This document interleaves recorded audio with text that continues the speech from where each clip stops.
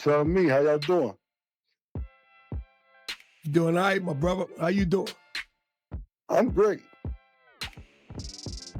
Just tuned in to see what's going on. How y'all feel? All is well, my brother. I guess you calling for a reason, man. So you call to say hi? Oh, yeah, I called to say hello. That's it. Okay, how you doing, brother? I'm good, man. Okay. Just Harlem, just supporting Harlem, that all. I had my name on the show a lot. I just figured I'd call in. That's good you call in. How you doing, Kareem? Nobody woke up expecting this to turn into a full-blown public clash, but that's exactly what happened. What started as people sharing old stories and personal history suddenly flipped into accusations, tension, and a whole lot of side-eye. So you the one said, you insinuated that I'm a snitch, so I'm ready. I never said you a snitch. I said I was going to talk about you snitching. But let me ask you, since you brought it up. Did you try to, when Reg died, did you try to tell on Reg? Nobody woke up thinking this would spiral into a full-on public clash, but here we are. What started as people casually revisiting old memories and personal history flipped fast into accusations, tension, and nonstop side-eye everywhere. The moment certain names and moments from the past got pulled back into the spotlight, everything changed. The vibe shifted instantly, and it was clear this wasn't staying calm or respectful for long. Why would I try telling Reg after he died? Tell for what? Like you going to jail? To go to jail? Come on, you know I'm built for that. I said, because he's going to jail. Cut out what, nigga? What you talking about? I'm asking you a question. If you didn't, you didn't. You know I you know, I don't know. I don't know. That's why I'm asking you. Hold up, and that's why I'm asking you. If you didn't, this thing you said you did. Camron stepped in once his name started getting dragged around, and he made it clear he wasn't letting that sit quietly. He wasn't about to play along with a story he felt was off. Now, Camron and Mace have been speaking openly about their past, their experiences, and the people they crossed paths with coming up in Harlem. That includes stories tied to a major LA figure whose name still holds serious weight to this day, and that alone raised eyebrows. Big L is a legendary Harlem rapper, respected across generations, and his legacy isn't something people treat lightly at all. But lately, certain voices have been pushing back, saying Camron and Mace with twisting details or flat-out lying about parts of those stories, and that lit another spark. Then the talk turned reckless. You had lines like, "Psych from your building, psych from my building, huh?" flying around, with people questioning motives, pulling family into it, and accusing others of spreading bad energy. That's when it took a sharp left, because once family gets mentioned, it stops being commentary and turns personal from everything I've been seeing. No, I didn't do that. You know I'm thorough. Listen, bro, check this, right? If I go to jail, I'm standing on mine. All my co-defendants, they know what it is. I was thorough in jail. Ain't nobody even came to me. Hold up, nobody even came to me about no Reg. Who's your co-defendant so we can get him on the line? That's alive. Psych from your building. Psych from their building, huh? Camron had clearly been watching everything build for a minute. He didn't jump out the gate right away, but once he stepped in, you could tell he'd hit his limit. The second he called in, the whole tone flipped. No warm-up, no polite back and forth, just bottled up frustration pouring out all at once. When Camron snapped, it wasn't quiet or subtle. Words started flying, respect went out the window, and the conversation tightened up in seconds. The energy shifted so fast you could feel it through the speakers. This wasn't about attention or putting on a show anymore. This was about defending his name, his past, and how his story gets told. Harlem pride was front and center, and Camron made it clear he felt disrespected on more than one level. Names like Big L and Big Lee carry real weight, and that matters.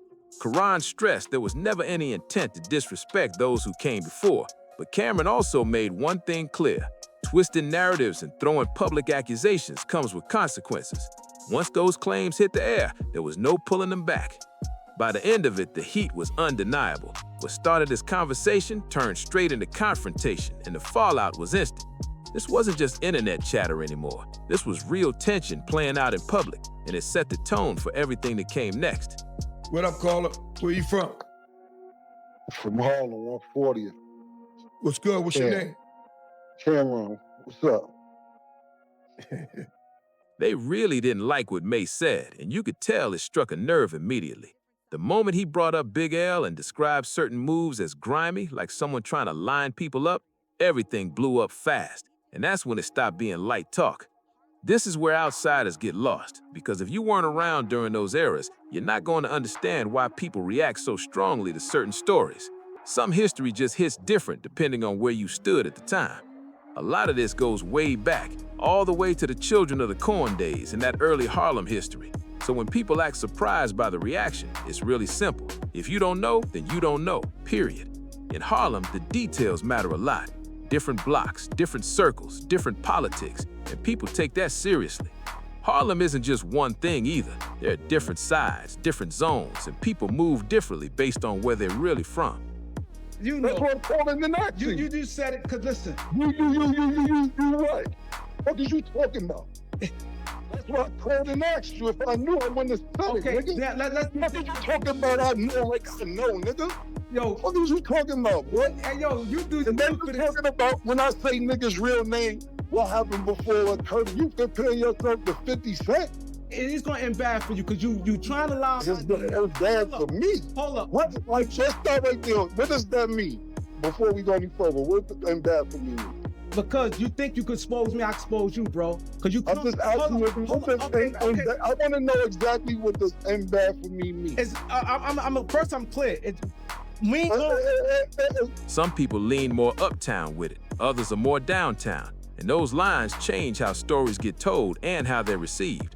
One person might be outside in one area every single day, while another is tied to a completely different circle, and that gap alone can flip the whole narrative.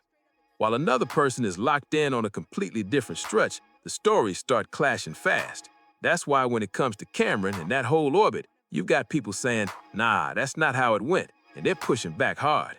That's exactly what's been happening on 139 The Beat, where content keeps dropping that directly challenges what Camron and Mace have been saying publicly, and not in a light way at all. They took it even further by pulling family into the conversation and straight up calling Camron and Mace liars on the platform. That's not debate anymore. That's a heavy accusation. So when Camron called in, there was zero chance it stayed calm or respectful. He jumped right into it and started tearing into people, calling people clowns and dummies, and he clearly didn't care how it looked. You could literally feel the energy flip in real time. The whole room shifted the second his voice came through, and it was tense immediately. What type of clown you is? That's what it is. I'm a clown. Yeah, you a clown. Nigga, nigga's clown, nigga. What are you talking about? Do you know your problem is? Look, let me tell you why you're a clown. Hold on. Let me tell you why you're a clown. Hold on, you gonna let me tell you. You the clown, nigga. The problem is this. We're gonna talk about you a question. No, I'm not gonna hold up. I called and asked you a question. I'm gonna let you stay online. Don't do no clown shit. Hang up. I'm gonna let you. Nah, I'm not doing nothing, bro. I'm asking you a question, and that was that. Here's what really stood out, though. Watch the co-host during that call. One of them looked like he was trying to keep it together, but you could tell he wasn't ready for Camron to come in that intense. That reaction said everything. Then there's Kareem, who's been speaking loud on this whole situation.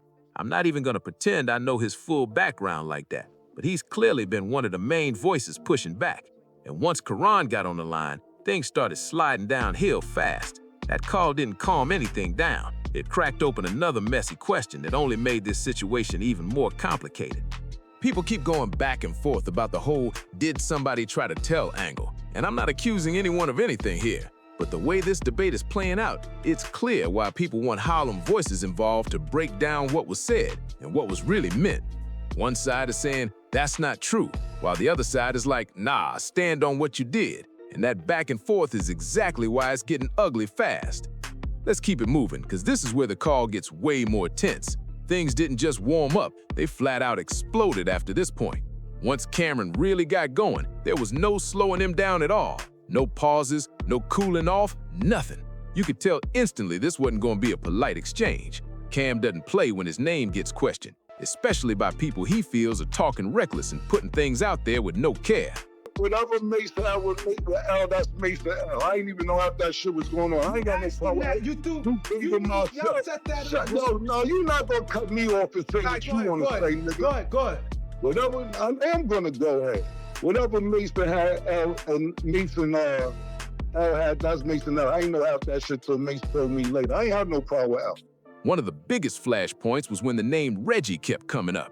Camron had zero patience for that and started pressing the issue hard. He was basically asking, who is this? And questioning why someone he doesn't even recognize is suddenly pushing serious accusations. That's when everything started getting messy. People sounded confused, stumbling over their words, struggling to explain themselves, and the pressure was heavy. And here's where it got really uncomfortable. Camron accused Reggie of spreading stories that paint people in a bad light, hitting at things that carry serious weight in the streets.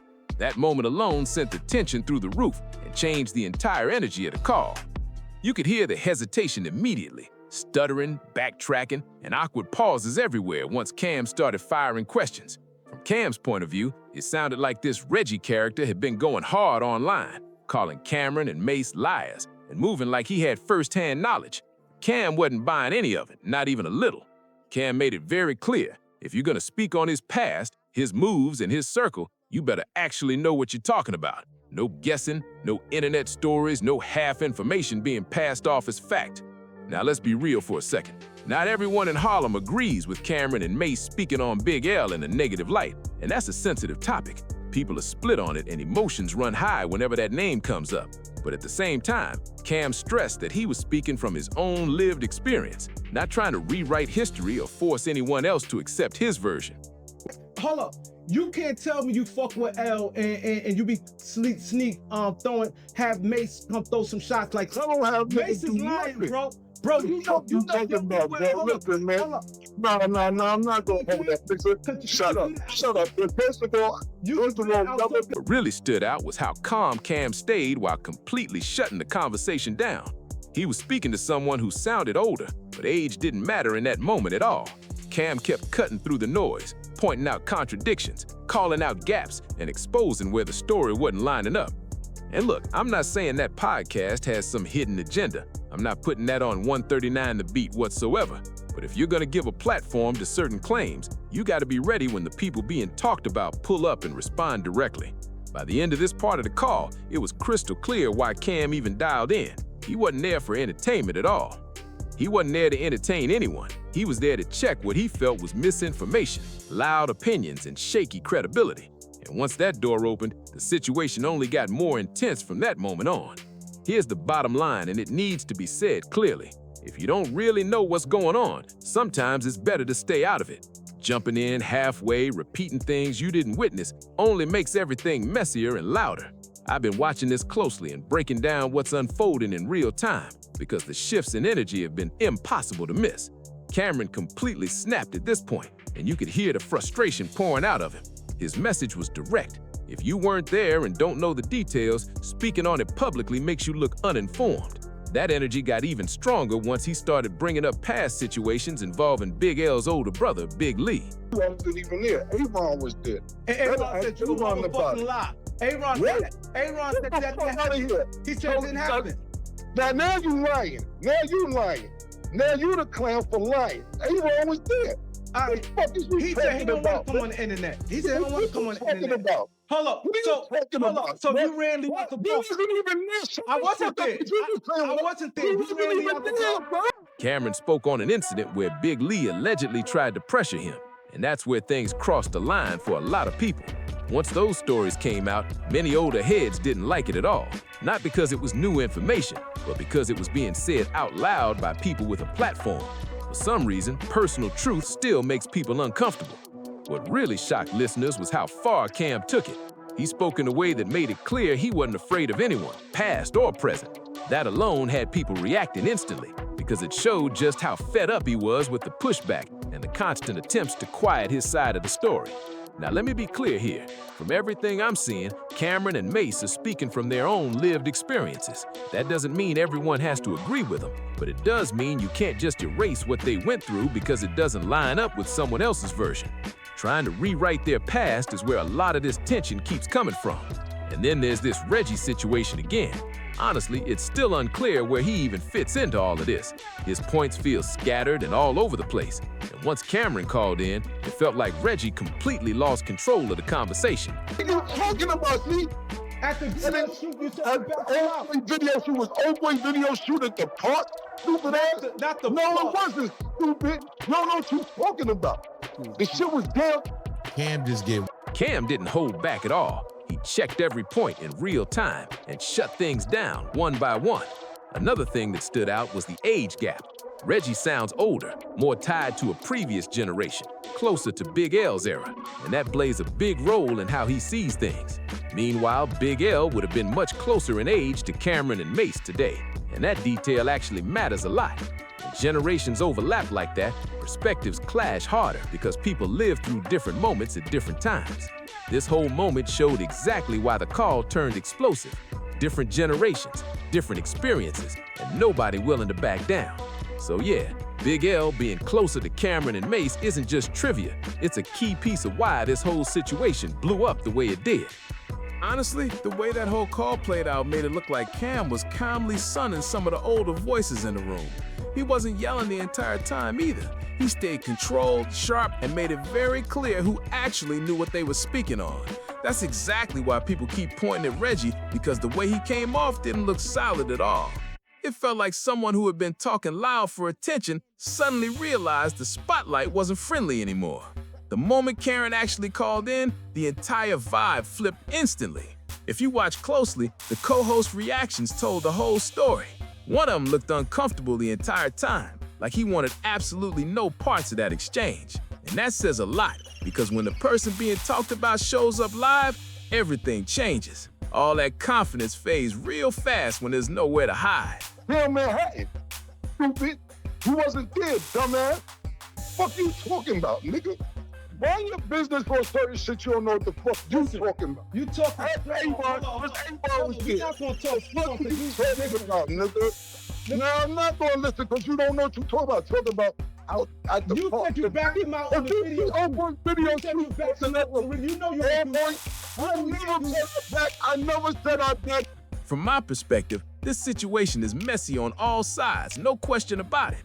Accusations were flying, names were being questioned, and once family got pulled into it, there was no way this was ending clean or quietly. That's just how it goes when things cross that line. Harlem history, personal experiences, and generational differences all collided in one moment, and that's why it blew up the way it did. You've got uptown perspectives, downtown perspectives, and a lot of unresolved tension sitting right in the middle.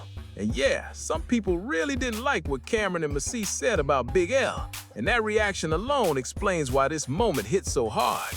Older heads and others feel like they're finally saying what they actually lived through, and that clash alone explains everything we're seeing right now. That's why podcasts keep going live nonstop, why the energy keeps rising, and why every time it feels like things might cool down, someone pulls up, speaks out, and the whole situation lights back up again. When Camron called in, the entire dynamic shifted immediately. It showed just how fast talk turns into confrontation when the people being discussed show up themselves. That's when opinions get tested, confidence gets checked, and the tone changes for everybody involved. Now I really want to know what you took from all of this. Drop your thoughts in the comments, because this story clearly has layers and different sides depending on how you look at it. You say tried to extort you. Listen, if you listen what I said instead of making shit up, I say niggas always black shit out. And this ain't me, and that's a... And you can act A1 too. If you look at Obo's video shoot, it wasn't at the park, stupid. You scared a big leaf from the grave, nigga. That's not a fact, nigga. Like I said, I didn't say that, and I never said it was at the park. I said it was an old boy video shoot, and A1 was there. If you've been following this situation, make sure you hit like, share this with someone who's been locked into the drama, and subscribe so you don't miss what's coming next. Turn on notifications too, because stories like this keep unfolding in real time. And before you go, tap the next video popping up on your screen right now for even more celebrity drama. I'll catch you in the next video.